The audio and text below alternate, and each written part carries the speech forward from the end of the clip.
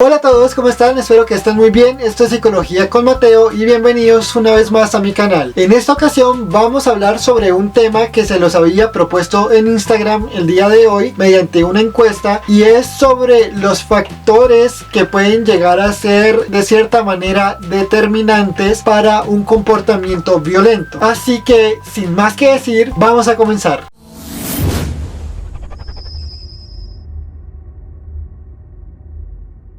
Sin embargo, antes de que comencemos con el tema de hoy, vamos a comprender en primera instancia qué es una personalidad violenta. Y para comprender lo que son las personalidades violentas, hay que comenzar entendiendo sobre qué es una personalidad. La personalidad hace referencia a este conjunto de características que al momento de juntarse forman precisamente esta personalidad. Y estas características o estos conjuntos de características vendrían siendo lo que entendemos como carácter y el temperamento. Estas dos juntas conforman una personalidad. Entendiendo esto, una personalidad violenta se puede entender como un conjunto de características que se puede dar debido a algunas bases o características, bien sea biológicas o sociales o asimismo comportamentales y conductuales. Dentro de estas mismas características podemos decir que una personalidad violenta se puede dar debido por trastornos de personalidad o trastornos por impulso en la conducta, o asimismo daños en nuestra corteza prefrontal, que esta normalmente es la que nos ayuda con todo el tema de lo que es el control de impulsos. Más adelante les voy a hablar precisamente sobre estos factores que pueden dar a un comportamiento violento, y el cual vendrían siendo 4. No obstante, dentro de estos factores que pueden componer el comportamiento violento son 4, como les estaba diciendo. Estos vendrían siendo los predisponentes, los constituyentes o criminogénicos 1, y lo mismo constituyentes y criminogénicos 2. Estos dos tienen una diferencia, eso ahorita ya vamos a hablarlo un poquito más a fondo. Y también lo que son los propiciadores. Dentro de los factores predisponentes podemos encontrar el sociohistórico y el que es biológico. Los sociohistóricos se pueden dividir en 3 criterios grandes, debido a que pueden darse por marginación o desarrollo en lo cultural y en la misma educación. El segundo, debido a algún autoritarismo o patriarcado entre padres. Y el otro, el cual es desplazamiento forzado o migraciones. Estos 3 componentes en lo sociohistórico vendrían influyendo demasiado en un comportamiento violento. ¿Y esto por qué? En cuanto a la marginación, por ejemplo, podemos comprender en algunas situaciones porque muchas de estas personas que se comportan de esta manera pueden darse debido a la parte cultural o educativa. Muchos de ellos, de los que se comportan de esta manera o tienen comportamientos delictivos, muchos no tienen estudios o simplemente tienen niveles de estudio muy bajos, y asimismo en la parte cultural vendrían viéndose muy afectados en cuanto a la pauta de crianza, que esto viene relacionado más en factores criminogénicos, que estos vamos a hablarlo ahorita más adelante. Y en la parte biológica podemos considerar bastantes que pueden afectar o pueden influir en un comportamiento violento de alguna persona. Por ejemplo, pueden darse a partir de estudios que se han realizado porque tienen fallas en su amígdala, que la amígdala hoy en día es importantísima y nosotros sabemos que esta cumple un rol fundamental porque viene siendo el centro de este sistema que nos ayuda con la regulación de nuestras emociones. La otra viene siendo de que algunas de las personas que tienen estos comportamientos delictivos, algunos de ellos vienen con antecedentes con trastornos mentales, específicamente en algunas situaciones con trastornos por déficit de atención e hiperactividad. De hecho, Hans Eysenck, un psicólogo que se los estaré dejando aquí al lado de la pantalla, fue una de las personas o estos psicólogos que hizo importantes estudios en cuanto a la personalidad. De hecho, este mismo psicólogo, en los estudios que hizo sobre la personalidad, consideró que existen 2 dimensiones de la personalidad, valga la redundancia, la cual es la extraversión y la introversión, y el otro que es el neuroticismo y la estabilidad. Justamente en algunos estudios que hizo Einstein con algunas personas que sufrían de psicopatía, se dio cuenta que estas personas sufrían de unos niveles altos en neuroticismo y en la parte de extraversión. Hablemos ahora sobre los factores criminogénicos 1 y 2. ¿Cuál es la diferencia de estos dos? En los factores criminogénicos 1 estaríamos hablando, digamos, de cierta manera como en la infancia, lo que son pautas de crianza. Si ustedes vieron mi video anterior, sabrán un poquito sobre qué son las pautas de crianza, que no son más que estas estrategias que se buscan aplicar a nuestros hijos para darles un bienestar, para más adelante puedan tener también esa estabilidad emocional, esa socialización de forma sana y asimismo crearles en ellos esa responsabilidad para poder ser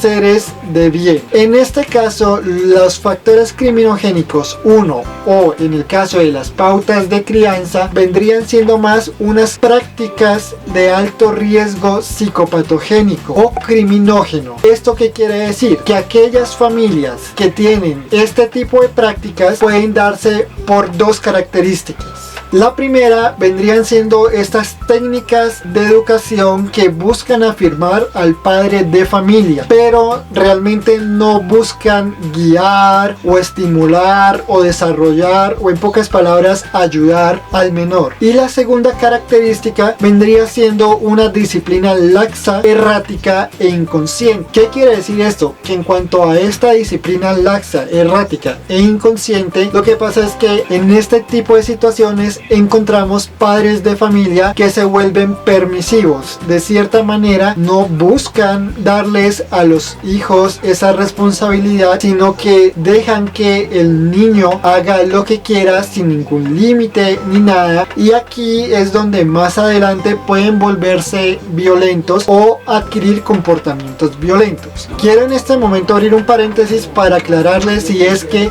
yo no estoy hablando en este momento de un trastorno de personalidad, sino de aquellos factores que de cierta manera pueden influir, no son determinantes, pero que de cierta manera pueden influir para que se pueda realizar o se pueda crear un comportamiento violento en un individuo. Así que finalmente, dejando en claro esto, pasemos con el último factor. Finalmente hablemos sobre el último factor, que vendrían siendo los propiciadores. ¿Qué son estos factores propiciadores?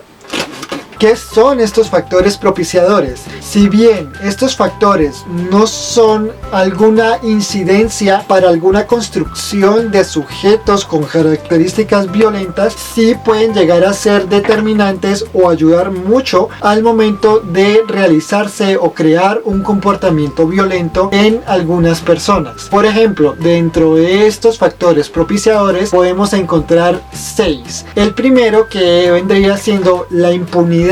De cierta manera, cuando ayudamos, y esto especialmente se habla mucho dentro del gobierno, por ejemplo, la omisión ayuda a que los factores o los comportamientos violentos de los individuos se puedan generar, digamos de esta manera, con más constancia, se puedan dar mucho más en esa situación debido a que no existe como tal un castigo. La segunda vendrían siendo drogas psicoactivas, y si bien las drogas psicoactivas no vienen siendo como tal una incidencia para poder crear un comportamiento violento, ¿esto qué quiere decir? Que aquellas personas que no son violentas con el hecho de que consuman sustancias psicoactivas las vuelvan violentas. Esto sería un error afirmarlo, esto vendría siendo más que nada una falacia. ¿Qué es lo que sucede? Las drogas psicoactivas no es que creen como tal un comportamiento violento, sino que pueden ayudar o pueden ser un factor influyente al momento de que un comportamiento violento se acentúe mucho más en el individuo que es violento, hay que decirlo. El número 3, que vendría siendo la influencia negativa que tienen los medios de comunicación social en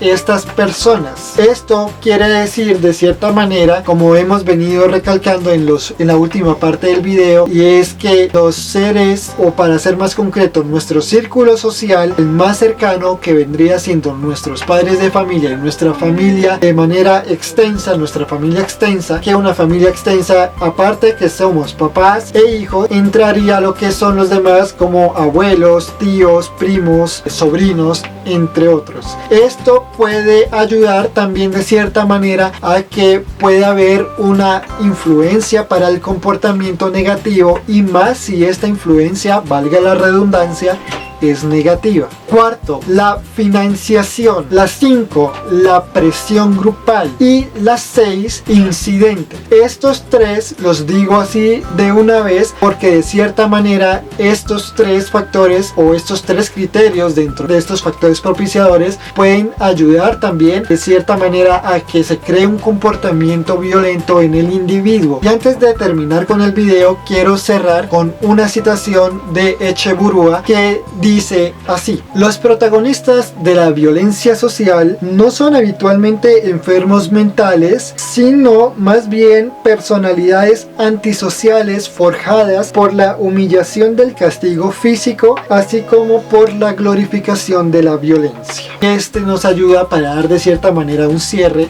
porque hay que comprender que las personalidades violentas no necesariamente se tienen que dar por algún tipo de trastorno, bien sea de personalidad o impulsividad, sino que estos se pueden dar por algún aprendizaje observado, es decir, que desde niños nosotros vivamos en un entorno violento o en una cultura como tal violenta, y que debido a esto sean comportamientos aprendidos mediante la observación. O la otra vendría siendo pautas de crianza con nuestras familias, pero que no las usan de manera adecuada, sino que los castigos físicos o los diferentes tipos de pautas que usan ellos para practicar y enseñar o educar no sean las correctas. Así que bueno, espero que les haya gustado mucho el video de hoy. Ya sé que se me hizo un poquito largo, pero realmente es un tema de gran interés. Si es así y llegaron hasta este punto, les agradecería mucho que dejaran un me gusta aquí abajito. Asimismo, suscribirse al canal, que ya estamos a nada de llegar a los 200 suscriptores. Y del mismo modo también los invito a dejar un comentario aquí abajito. Yo siempre los estoy leyendo. Y no se les olvide compartirlo con las personas que creen que les pueda gustar. Así podemos llegar a más personas y esta comunidad sigue creciendo. Del mismo modo los invito a suscribirse en mis redes sociales. Tengo Instagram y TikTok. En mi página de TikTok e Instagram @psicologiaconmateo98 y mi perfil personal @mateogarciae98. Así que no siendo más, yo les envío un abrazo psicológico muy grande. Nuevamente les agradezco por llegar hasta aquí y nos vemos en la próxima ocasión. Paz.